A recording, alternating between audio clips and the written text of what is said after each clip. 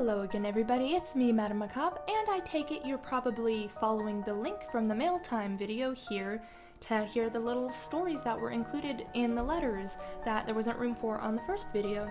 So the first one, remember we got this lovely card from Dark Crystal Sage on YouTube and Felicia Kings of Spades on Tumblr.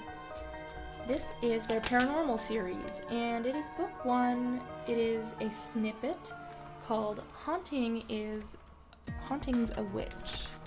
Little play on words there. Gwen is a ghost companion. Also, Kevin broke into the museum to find out about the Kuchisake Onna. Best to turn to the paintings. Most were of famous people of the time, and he had to admit they were impressive.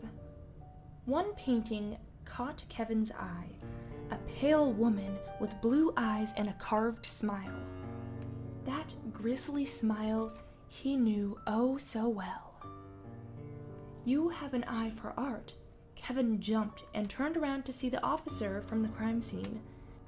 How did he know he was there? Detective, sir, what are you...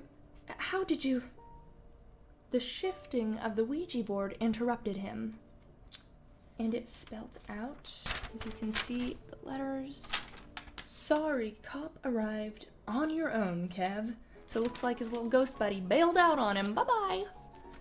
Okay, well that was very interesting. So I guess they are making a paranormal series, and it seems kind of like this guy is doing detective work revolving around the Slipmouth woman. So that's very interesting. That'll be interesting to see where that goes and how you develop it. Good job, and thank you for sharing that.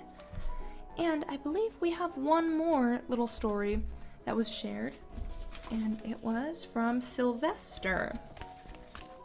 And this one is his own personal creepypasta story.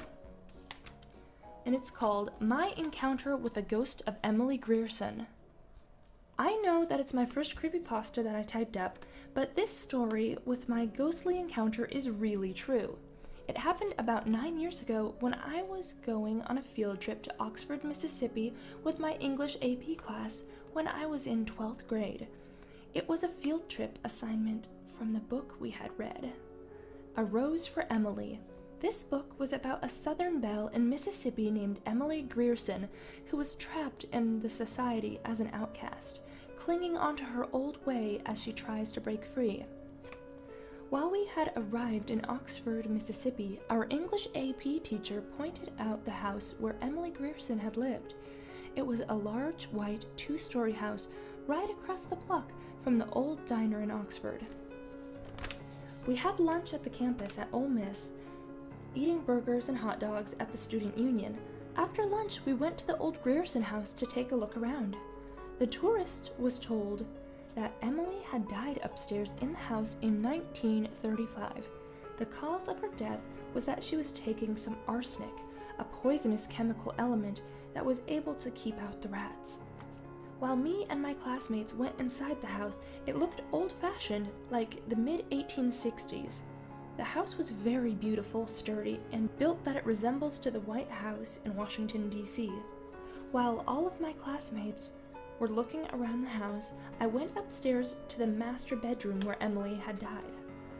When I went into the bedroom, I looked out of the upstairs window where I could see the whole town of Oxford. It was a beautiful view that could see the campus of Ole Miss from here. I was wondering if there were any other place in Arkansas that had an old mansion like this, but I would never know. When I turned around, I saw an old remains of a skeleton on the bed. I called all of my classmates and my teacher upstairs to take a good look at the gruesome discovery.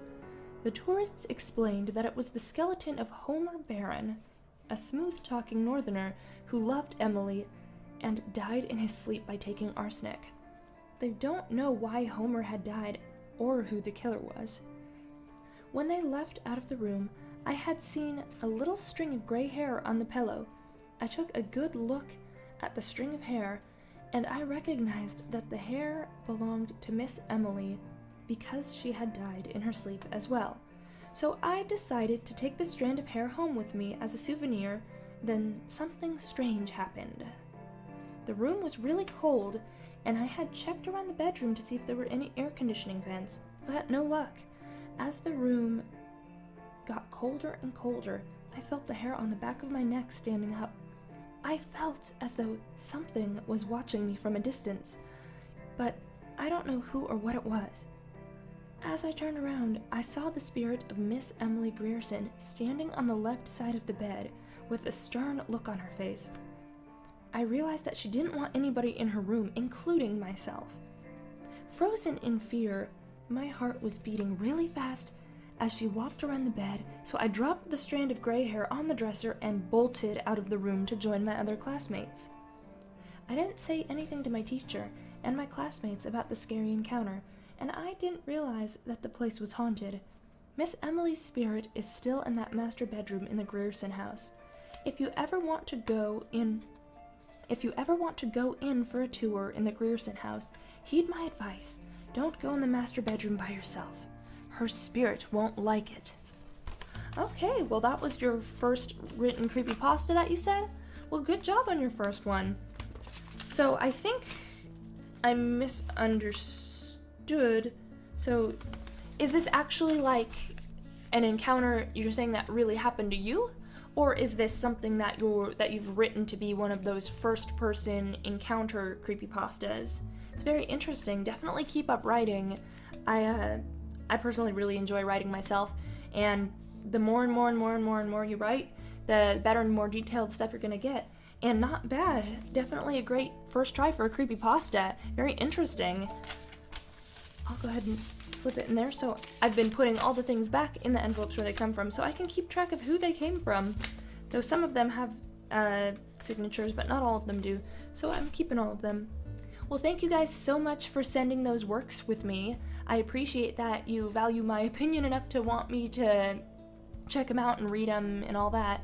Thanks again. And as you can see from the wall behind me, like at the end of the last video, I have started putting up the art people are sending me. Unfortunately, it's not picking up the greatest right now in this particular lighting, but they are right there. And I will continue to add things to that wall, and maybe I'll continue to read things if they're sent to me, if they're not super long. Fortunately, both of these things that were sent to me were about 1 page long, a full page. So if you guys are going to be sending me things to read for these little side excerpts, about 1 page is probably good, so we don't go way over on time, maybe less. Depending on how many I receive, we may not be able to go through all of them. We will see how this goes. Again, this is all new to me, so we're just gonna figure it out as we go along. And thank you so much once again. I will catch you guys all later next time. That's all for now. Bye-bye.